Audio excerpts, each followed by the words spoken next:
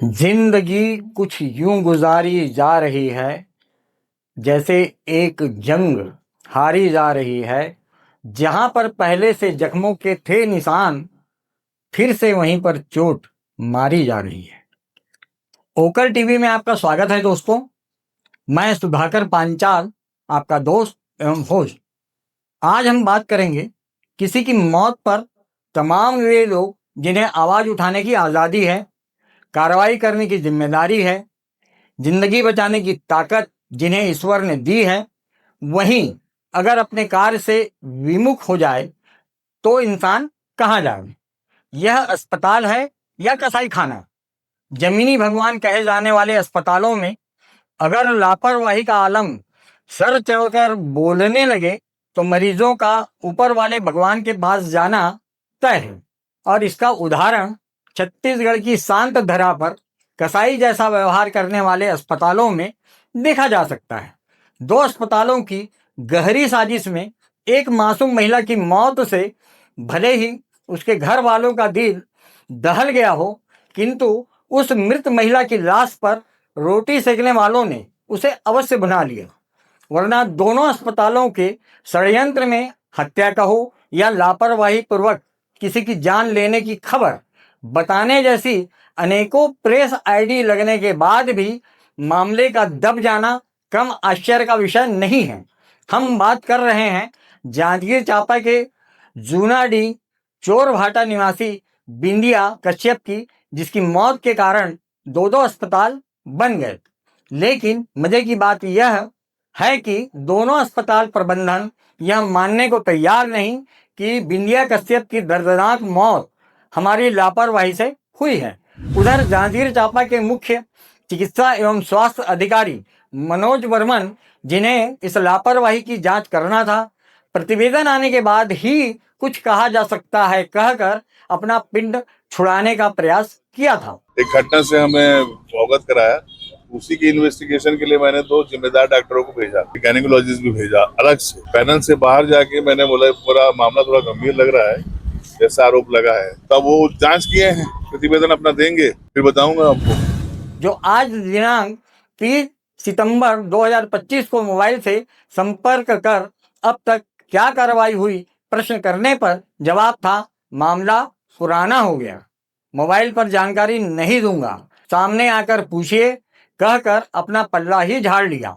मामले की तह पर जाएं तो परत दर परत उघड़ते तथ्य का सत्य निर्मल जल की तरह साफ है, किंतु उस निर्मल जल में अपनी गंदगी डालकर जहां दोनों अस्पताल प्रबंधन ने मामले को दबाने का कार्य किया है, वहीं उस अस्पताल प्रबंधन पर कार्रवाई करने की जिम्मेदारी निभाने वाले मुख्य चिकित्सा एवं स्वास्थ्य अधिकारी ने भी अपनी भूमिका पर कलंक का टीका अवश्य लगा लिया है। अब इतने गंभीर मामले में जिले के मुखिया कहे जाने वाले जिलाधीश एवं प्रदेश के स्वास्थ्य मंत्री श्याम बिहारी जायसवाल कितना इत्तेफाक रखते हैं, उन्होंने इस मामले का संज्ञान लेकर क्या कार्रवाई की, यक्ष प्रश्न है।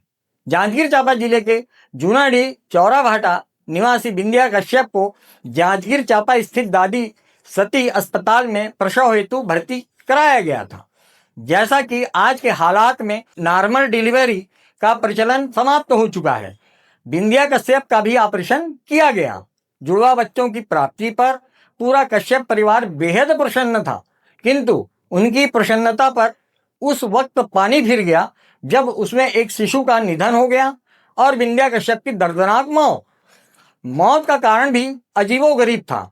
दादी सती हॉस्पिटल में बिंदिया कश्यप का ऑपरेशन हुआ, जुड़वा बच्चे हुए, चीर फाड़ के बाद पेट की सिलाई हो गई, कुछ दिन बाद पेट में दर्द उठा, दादी सती अस्पताल जांजगीर चांपा में पुनः भर्ती कराया गया। लेकिन जांजगीर चांपा के दादी सती अस्पताल से बिंदिया कश्यप को बिलासपुर स्थित लाइफ केयर अस्पताल रेफर कर दिया गया। लाइफ केयर अस्पताल में बिंदिया का पुनः ऑपरेशन किया गया, जिसमें बिंदिया कश्यप के पेट से कपड़ा निकालते स्पष्ट देखा जा सकता है, किंतु इतना स्पष्ट दिखने के बाद भी दोनों अस्पताल प्रबंधन ने कपड़ा डालने और कपड़ा निकालने की बात से इनकार कर दिया। जमीनी भगवान इंसान से जब दानव बन जाते हैं, उस अवस्था में आम इंसान कहाँ गुहार लगाएगा, समझ से परे है। इधर दादी सती अस्पताल के संचालक डॉक्टर महेंद्र जायसवाल ने जहां कपड़ा डालने की बात को सिरे से नकार दिया, वहीं बिंदिया की मौत कैसे हुई इसकी जानकारी लाइफ केयर अस्पताल बिलासपुर से लेने की बात कहकर कर डाली। जबकि लाइफ केयर हॉस्पिटल के संचालक डॉक्टर रामकृष्ण कश्यप ने स्वीकार किया था कि हाँ कपड़ा था। डॉक्टर रामकृष्ण कश्यप ने किस हालात में उक्त उद्गार पेश किए थे वे ही जाने, किंतु लाइफ केयर हॉस्पिटल में बिंदिया का ऑपरेशन करने वाले डॉक्टर वरुण सिंह ने साफ इनकार कर दिया कि कोई कपड़ा था, अपितु मवाद एवं पोट्टी की वजह से इंफेक्शन हो गया था। अपना दामन बचाने का प्रयास अवश्य किया। बदलते बयान के बावजूद सच्चाई सामने दिख रही है, किंतु ना तो इसकी गूंज शासन में बैठे पक्ष विपक्ष के नेताओं ने सुनी, ना ही सत्ता में बैठे सत्ताधारियों ने, और न ही शासन प्रशासन में बैठे उच्च अधिकारियों ने, जिसमें लाशों के ढेर पर अपनी रोटी सेकते अट्टालिकाओं पर खड़े होकर अट्टहास लगाते चेहरे स्पष्ट नजर आते हैं। चर्चा तो यह भी है कि बिंदिया के पति का भाई उस ग्राम पंचायत जूनाडी चौरा भाटा का सरपंच होने के बाद भी मामले की सच्चाई क्यों दब गई? क्या इसके पीछे कोई प्रलोभन था या सरपंच के बेटे का लाइफ केयर हॉस्पिटल में काम करना? जबकि बिंदिया की मां बसंत बाई अपनी बिटिया की मौत से द्रवित होकर वह बात कह रही है जो उसे उसकी बिटिया बिंदिया ने ही बताया कि पेट से कपड़ा निकला है। वहीं बिंदिया का भाई बजरंग कश्यप अस्पताल प्रबंधन पर कार्रवाई करने की बात स्पष्ट रूप से कह रहा है।